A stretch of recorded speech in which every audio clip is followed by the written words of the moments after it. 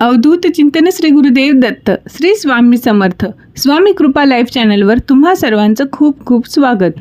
स्वामी समर्थ महाराज हे भक्तांचे संरक्षक मार्गदर्शक आहेत। जीवनातील संकटांवर मात करण्याचे बळ देणारे आहेत। महाराज भक्तांची परीक्षा घेतात, त्यांना योग्य मार्ग दाखवतात आणि त्यांच्यावर कृपा करतात। मात्र ही कृपा सर्वांनाच सहजासहजी मिळत नाही। महाराजांना भक्तांमध्ये काही विशिष्ट गुण अपेक्षित असतात। जे भक्त हे गुण जोपासतात त्यांना स्वामींचे विशेष असे आशीर्वाद प्राप्त होतात। चला तर आजच्या या व्हिडिओमध्ये स्वामींना त्यांच्या भक्तांमध्ये कोणते विशेष गुण प्रिय आहेत याची माहिती आपण घेऊयात। सर्वात महत्त्वाचे म्हणजे स्वामी सेवेकरीमध्ये अखंड श्रद्धा आणि दृढ विश्वास असला पाहिजे। खरा होई जागा श्रद्धेसहित, कसा होसी त्याविन तू स्वामी भक्त। तारक मंत्रातील या ओवीमध्येच महाराजांनी श्रद्धा ठेवण्याचे महत्त्व थोडक्यात सांगितलेले आहे। थोडक्यात काय तर श्रद्धेशिवाय स्वामींची भक्ती कशी शक्य आहे।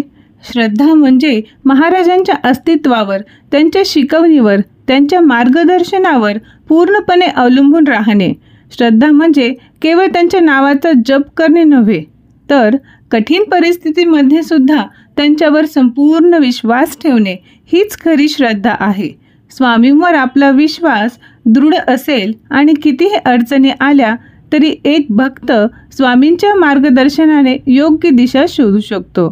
श्रद्धा आणि विश्वासामुळेच भक्ताच्या मनातील सर्व भीती नाहीशी होते आणि तो संकटांना धैर्याने तोंड देऊ शकतो। संकटाच्या काळातही जर भक्ताचे मन विचलित होत नसेल आणि तो स्वामींच्या इच्छेवर संपूर्ण विश्वास ठेवत असेल तर तो भक्त हा खरा भक्त असतो। भक्ताने एकदाही स्वामींचा चमत्कार अनुभवला नसेल तरीही त्यांच्यावर संपूर्ण विश्वास ठेवणे आवश्यक आहे। श्रद्धा ही तात्पुरती नसावी। काही वेळा भक्तांची परीक्षाही घेतली जात असते, त्यावेळी न डगमगता विश्वास कायम ठेवला पाहिजे। त्यामुळे जो भक्तांवर दृढ विश्वास ठेवतो, निस्सीम श्रद्धा ठेवतो, त्या भक्ताची साथ महाराज कधीच सोडत नाहीत। असा भक्त महाराजांना प्रिय असतो। निस्वार्थी सेवाभाव आणि विनम्रता महाराजांना भक्तांमध्ये खूप आवडते। महाराजांना भक्तांमध्ये निस्वार्थ सेवावृत्ती आणि विनम्रता अतिशय प्रिय आहे।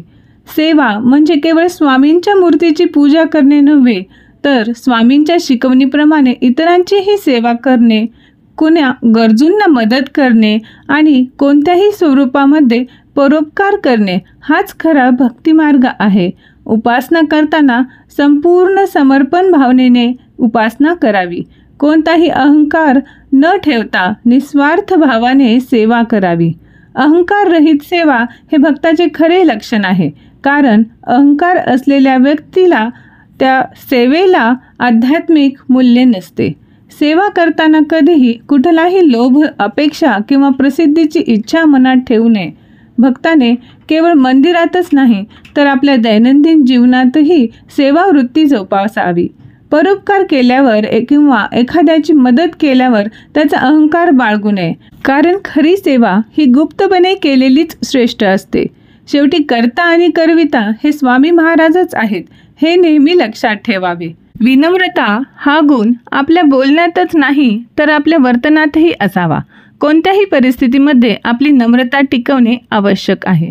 अशा प्रकारे निस्वार्थी उपासना आणि विनयशीलता हे गुण महाराजांना त्यांच्या भक्तांमध्ये प्रिय आहेत। समाधानी वृत्ती आणि सहनशीलता, कोणत्याही परिस्थितीमध्ये भक्तांनी नेहमी समाधानी राहावे, अधिकच्या अपेक्षेने अस्वस्थ होऊ नये। म्हणूनच नेहमी महाराजांच्या इच्छेमध्ये इच्छा मिळवून राहावे। याने आपल्या सर्व ताणतणाव कमी होतात आणि आपण समाधानी राहतो।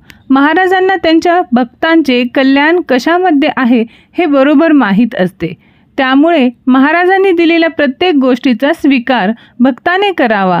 जशी स्वामींची इच्छा हे नेहमी लक्षात ठेवावे। सहनशीलता म्हणजे संकटाचा सामना शांतपणे आणि धैर्याने करणे।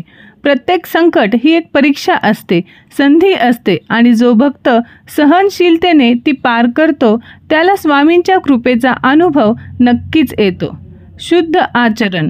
शुद्ध आचरण म्हणजे प्रामाणिकपणा, नीतिमत्ता आणि चांगली वर्तणूक. भक्ताने कधीही दुसऱ्यांना त्रास देऊ नये, अपशब्द बोलू नये, अन्याय करू नये, कधीही चुकीच्या मार्गाने धनसंपत्ती मिळवू नये. स्वच्छ आचरण असलेल्या भक्ताला महाराजांची कृपा लवकर लाभते. नेहमी संयम ठेवावा. मनामध्ये द्वेष किंवा सूड भावना न ठेवता क्षमाशील राहावे.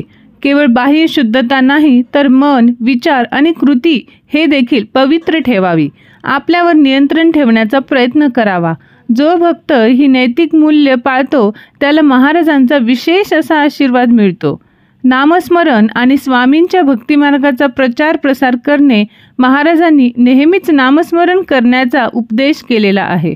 नामस्मरण हा महाराजांच्या जवळ पोहोचण्याचा अत्यंत सोपा पण प्रभावी मार्ग आहे. जो भक्त महाराजांच्या नावाचा जप करतो त्यांच्या आयुष्यामधील अडचणी हळूहळू दूर होतात. यासोबतच स्वामींच्या विचारांचा आणि सेवेचा प्रचार करणाऱ्या भक्तांना स्वामी अधिक प्रिय मानतात. जो भक्त इतरांना स्वामींच्या मार्गाची ओळख करून देतो, त्यांना स्वामींची शिकवण समजवतो आणि सेवाभावी कार्य करतो, त्याच्यावर स्वामींची विशेष कृपा होते. स्वतःसोबत इतरांनाही भक्तीच्या मार्गावर आणणे हीच खरी सेवा आहे.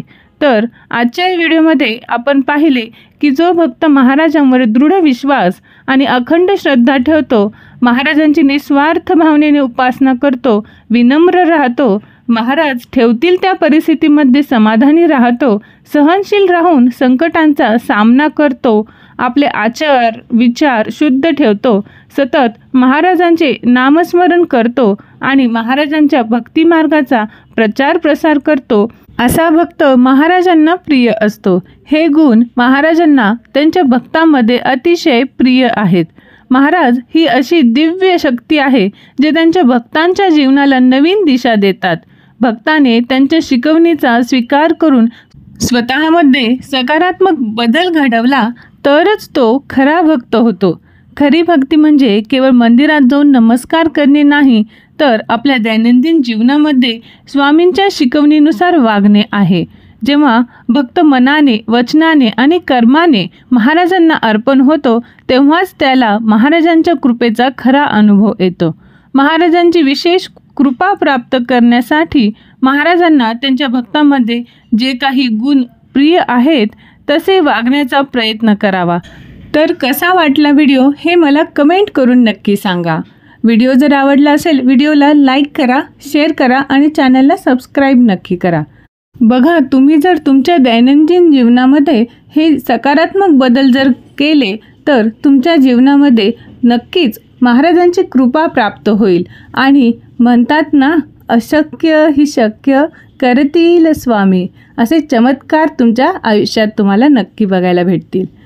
चला तर मग भेटूया पुढच्या व्हिडिओमध्ये. श्री स्वामी समर्थ. जय जय स्वामी समर्थ.